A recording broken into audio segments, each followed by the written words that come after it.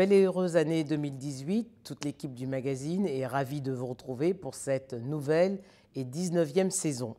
Nous allons commencer par une rétrospective de l'année politique écoulée. Nous avons retenu 4 faits marquants. Bonjour Albert Bourgi. Bonjour. Bonne et heureuse année. À vous de même et à toute l'équipe. Le premier fait marquant est la chute de Robert Mugabe, qui aura dirigé le Zimbabwe pendant 37 ans. Ses frasques, et notamment celle de son épouse Grace, ont fait passer au second plan les qualités du combattant valeureux qui fut pour la liberté du temps de la Rhodésie. C'est exact. C'est vrai que l'image quand même de Mugabe était très forte, non seulement dans l'opinion publique chez lui, dans l'opinion publique africaine, mais en dehors. Souvenez-vous de ces fameux affrontements, entre guillemets, verbaux, essentiellement, avec l'Angleterre à propos justement des fameux terrains qui étaient plus ou moins que s'étaient appropriés les anciens colons, que Mugabe voulait récupérer pour les nationaux. Une réforme agraire qui a inspiré l'Afrique du Sud, d'ailleurs. Absolument, inspirée de l'Afrique du Sud. Une réforme agraire qui n'était pas brutale, justement, à l'époque, mais comme il s'agissait finalement bien sûr, de Mugabe, et bien sûr aussi d'un territoire quand même qui a été l'un des plus valeureux dans la lutte de libération nationale.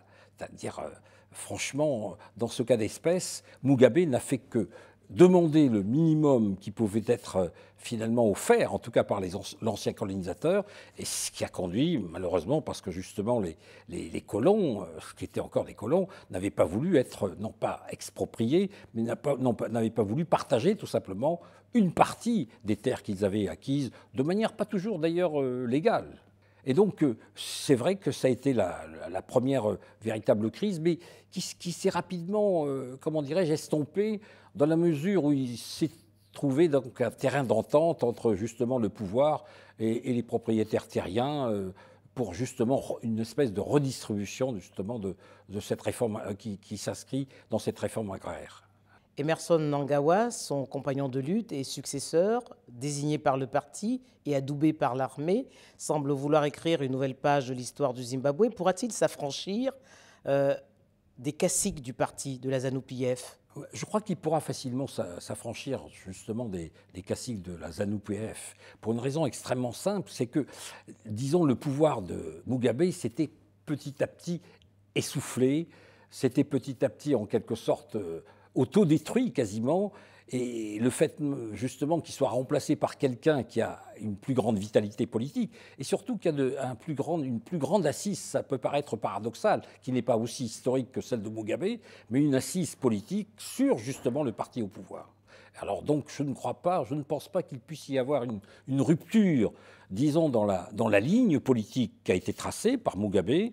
Mais au-delà le maintien de cette ligne politique, il y aura sans aucun doute une meilleure vision, une vision beaucoup plus moderne, précisément disons, des règles qui prévalent dans l'exercice du pouvoir, qu'ignorait un petit peu justement Mugabe du fait même de son ancienneté et du respect, c'est vrai, que lui reconnaissaient finalement les Zimbabwéens. Deuxième fait marquant de l'année 2017, la démission d'Eduardo dos Santos, qui pendant 47 ans a dirigé l'Angola. Il s'est retiré au profit de João Lourenço. Là également, on voit le poids du parti, le MPLA. Vous avez raison de préciser le poids du parti. On aurait pu le dire aussi pour le Zimbabwe, mais beaucoup plus dans le cas, bien évidemment, de l'Angola. Là, bien évidemment, il sait tout simplement, Dos Santos a compris qu'il fallait se soumettre, puisque c'est lui qui avait, d'une certaine manière, il faut le reconnaître, implanté véritablement le parti. Mais dans le même temps, il a accepté de se soumettre finalement à la volonté du parti. Et à un moment donné, on parlait, enfin tout au moins sa fille voulait lui succéder. Ça a été balayé très rapidement et Lourenço a été purement et simplement désigné par le parti. On est là dans ces nominations qui émanent tout simplement des partis au pouvoir. Ce sont des positions politiques qui sont dictées, fixées et décidées par les partis politiques dans la plupart des anciennes colonies britanniques.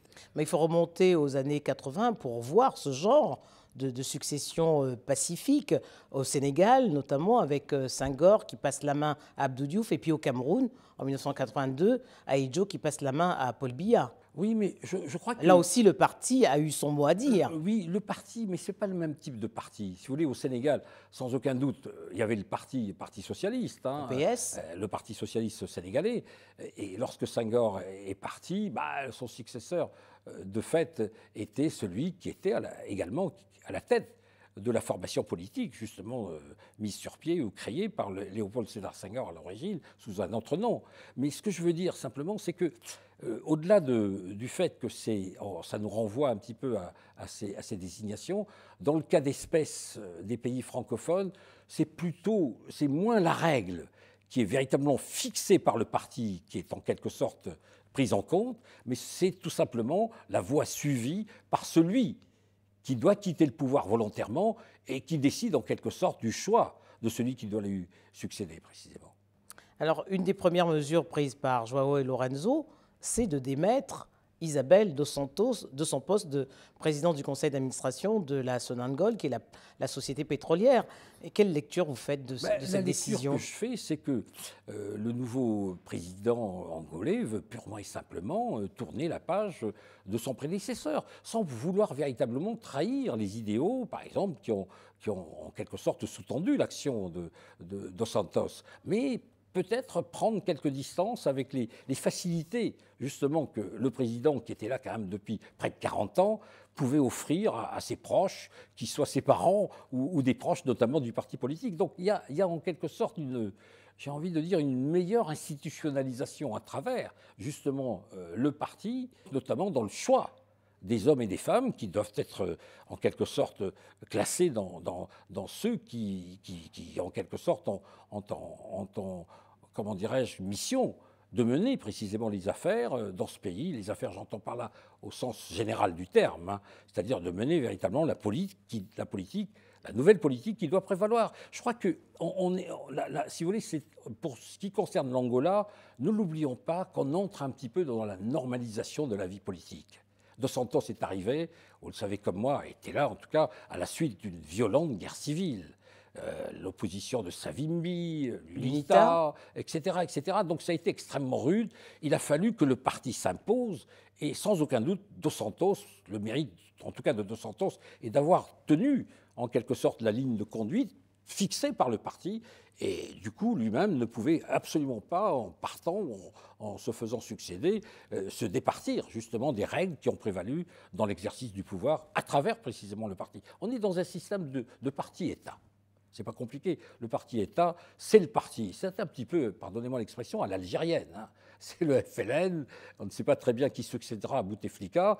Et si le successeur est désigné rapidement, un jour ou l'autre, ça sera sans aucun doute à travers l'approbation du parti politique. Si vous voulez, c'est les partis, si vous voulez, disons, d'inspiration marxiste parce que certains d'entre eux on en pris un petit peu les distances avec, disons, la philosophie d'un parti marxiste, mais qui surtout des partis marqués par la rigueur qui doit en quelque sorte conduire à la définition de la ligne de conduite justement de la formation, qui est elle-même en quelque sorte le chef de file, en quelque sorte la grande visibilité du pouvoir politique en tant que tel. En troisième position, on retiendra l'élection de George Weah à la tête du Libéria. La troisième fois a été la bonne. 61% des voix contre 36 face au vice-président Joseph Boakai.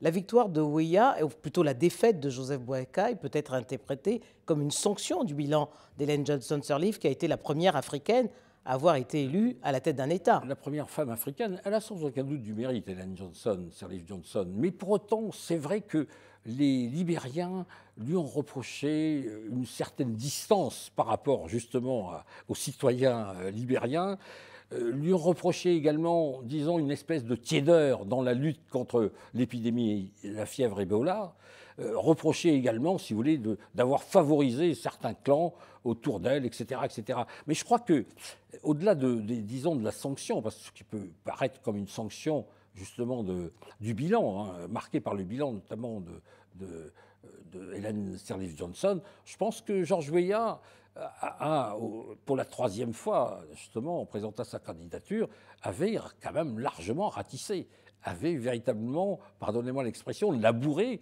le terrain politique et en particulier s'est tourné vers ce qui aujourd'hui constitue la force principale dans les États africains, la jeunesse, les jeunes. Les jeunes désormais ne se limitent pas simplement, ne se réduisent pas à écouter la radio, à suivre les émissions de Ils télévision s'engagent. et même les réseaux sociaux, mais ils s'engagent de plus en plus. Ce qui est vrai pour le Libéria est pratiquement vrai pour tous nos pays d'Afrique subsaharienne, y compris dans, si vous voulez, dans la zone francophone. Que ce soit au Sénégal, vous allez voir, les prochaines élections vont être marquées par l'empreinte justement de la jeunesse sénégalaise. La même chose également en Guinée. Par exemple, la prochaine élection, ça sera sans aucun doute là qu'on verra les véritables bouleversements. L'implication de la jeunesse sera déterminante. Qui sont inscrits, ces bouleversements, inscrits dans l'évolution politique. Si vous voulez, on a toujours dit, on a toujours en quelque sorte prétendu ou critiqué le mode de fonctionnement. Sous prétexte de démocratie, il y avait des pouvoirs solitaires, l'exercice du pouvoir solitaire, etc. Mais en réalité, ce n'est plus le cas. On est dans un monde de communication, dans un monde ouvert, où, même s'ils ne sont pas partie prenante, électeurs pour une raison ou pour une autre, ou même partisans, ou tout au moins adhérents à des partis politiques, eh bien les nationaux, en particulier cette jeunesse, s'intéressent à la politique et prend purement et simplement position. Pardonnez-moi de revenir en arrière pour le Sénégal. Lorsque Abdoulaye Wade a fait ce qu'il a fait, il a commencé en quelque sorte à dériver, pardonnez-moi l'expression, eh bien, qui s'en est occupé? Ce sont les mouvements citoyens menés par les jeunes. Bien sûr, les pouvoirs citoyens menés par les jeunes, ce sont les jeunes eux-mêmes qui ont en quelque sorte, comment dirais-je, véritablement déstabilisé l'ancien chef de l'État sénégalais. Dernier fait marquant, le retour au Mali d'Amadou Toumani Touré, après 5 ans d'exil au Sénégal. Quelle lecture vous en faites? Écoutez, je crois que c'est une très très bonne chose. Je crois qu'Amadou Toumani Touré était sans doute quelqu'un qui n'avait pas du tout l'obsession du pouvoir. Disons les choses comme elles sont. Il est arrivé par la suite d'événements, disons en partie, en tout cas inattendus. Donc il avait fait le nécessaire dans un premier temps, hein, souvenons-nous, hein, la révolte en quelque sorte, la canalisation de celle-ci, le fait même Il a conduit la transition après la chute de Moussa Traoré. Absolument, la chute de Moussa Traoré. Et puis en plus de ça, la tenue des premières élections libres qui ont conduit à l'élection d'Alpha Oumar Konaré. Même si par la suite, disons les choses comme elles sont, ATT a en quelque sorte été plus ou moins adoubé par le président en place, c'est-à-dire Alpha Oumar Konaré, pour s'opposer à Ibrahim Boubacar Keïta. C'est évident. Quand il arrive au pouvoir en 2002. En 2002, l'élection a été en partie tronquée. Je ne sais pas quels sont les véritables responsables, mais disons que le déroulement du scrutin ne s'est pas présenté sous la forme de règles classiques et péremptoires parfois qui président au bon exercice de la démocratie. Albert Bourgi, merci. Merci.